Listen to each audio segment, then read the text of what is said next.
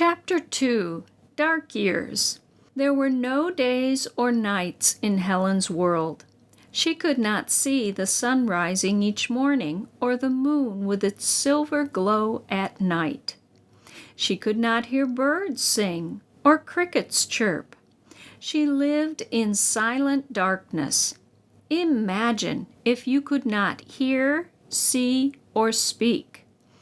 How would you let people understand you? How would you talk? Helen was smart. She followed her mother around everywhere. She clung to her skirts. Helen noticed different smells. She felt vibrations as people and things moved around her. Over time, Helen found ways to communicate. She made up signals to tell people what she wanted. There were not many schools for deaf or blind children when Helen was little. There were none where she lived in Alabama. At schools for the deaf, children learned to make signs with their hands. The signs stood for words. By the time she turned 5, Helen had made up over 50 signs of her own. She pulled at her mother or father. That meant, "Come with me." Sign language. Long ago, a group of deaf people in Paris, France, developed their own sign language. Then in 1755, a teacher who could hear, Abbé Charles Michel de la Paix, learned these signs and added new ones to form a standard sign language of French. Now, hearing and non-hearing people could communicate.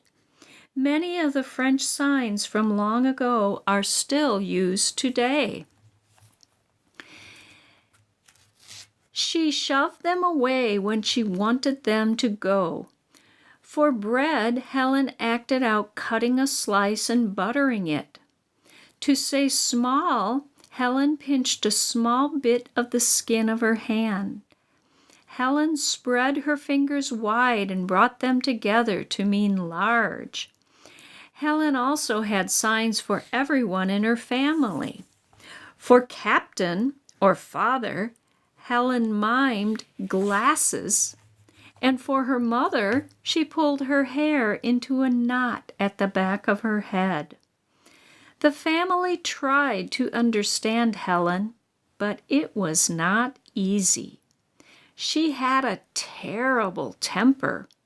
When Helen did not get her way, she threw a tantrum. Helen knew that people talked with their lips.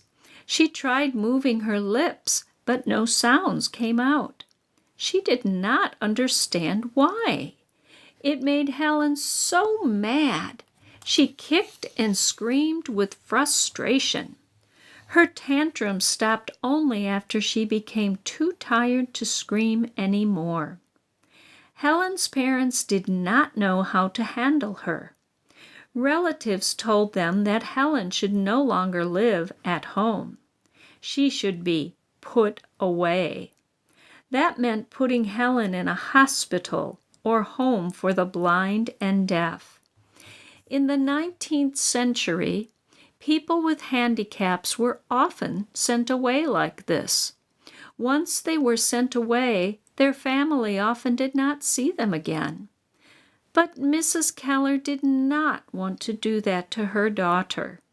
She knew her daughter was smart, but how could anyone teach her?